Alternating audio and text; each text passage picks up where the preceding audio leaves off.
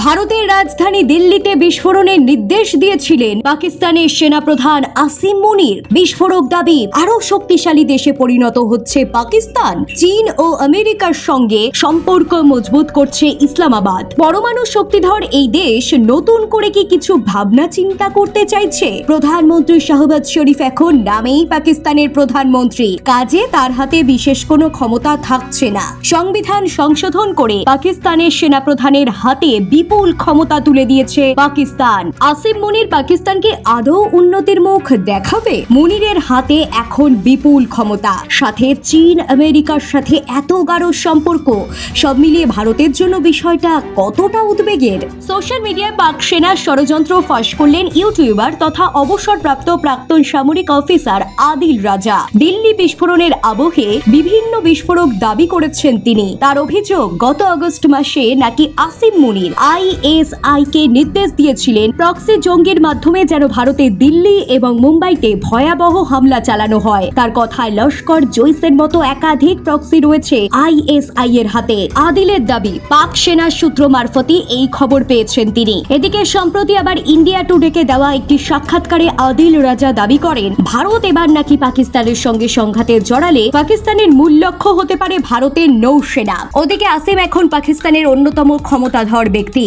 প্রধানমন্ত্রী শাহবাজ শরীফের থেকেও সেনা প্রধান আসিমের হাতে এখন বিপুল ক্ষমতা রয়েছে। সংবিধানের 27তম সংশোধনের মাধ্যমে পাক সশস্ত্র বাহিনীর প্রধান ফিল্ড মার্শাল আসিম মুনিরের হাতে যাবতীয় ক্ষমতা তুলে দিয়েছে ইসলামাবাদ। ফলে এখন থেকে আর শুধু ফৌজ নয়, ঘরোয়া রাজনীতি, অর্থনীতি এবং বিদেশ নীতি সবকিছু নিয়ন্ত্রণ করবেন তিনি। পুতুল প্রধানমন্ত্রী শাহবাজ শরীফকে চালনা করা সুতোটাও রয়েছে আসিম মুনিরের হাতে। চলতি বছর ভারতের অপারেশন সিঁদুর এবং তাকে কেন্দ্র করে চলা ভারত পাক সংঘর্ষের পরই উল্কার গতিতে উত্থান ঘটে মুনিরের। মূলত তার চেষ্টাতেই আমেরিকার সঙ্গে সম্পর্ক সহজ হয় ইসলামাবাদের। বিরল খনিজ এবং অপরিশোধিত খনিজ তেলের লোভ দেখিয়ে যুক্তরাষ্ট্রের প্রেসিডেন্ট ডোনাল্ড ট্রাম্পকে একরকম নিজের হাতে টেনে নিয়েছেন আসিম মুনির। শুধু আমেরিকার সঙ্গেই নয়, চীনের সঙ্গেও পাকিস্তান সম্পর্ক আরো মজবুত করছে।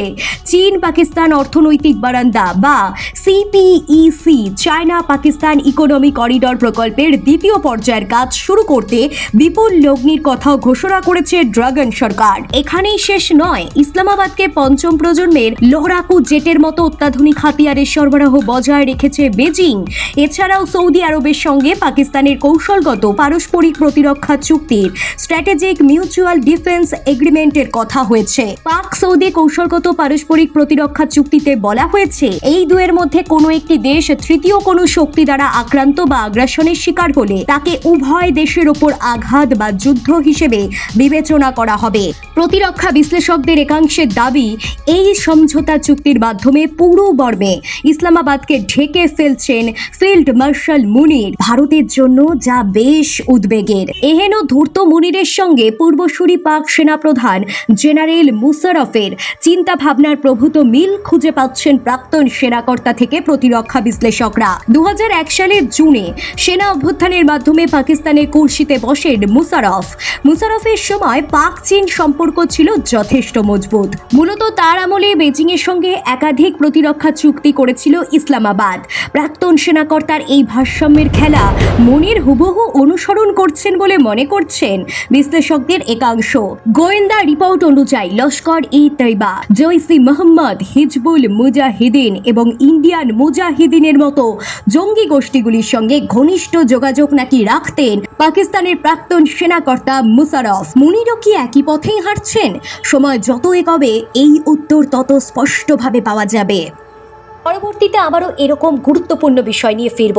বিশ্বের নানা গুরুত্বপূর্ণ বিষয় আপনার চোখের সামনে ভাসবে। তাই জন্য সাবস্ক্রাইব করতে হবে দ্য ইন্টারন্যাশনাল ডেস্ককে।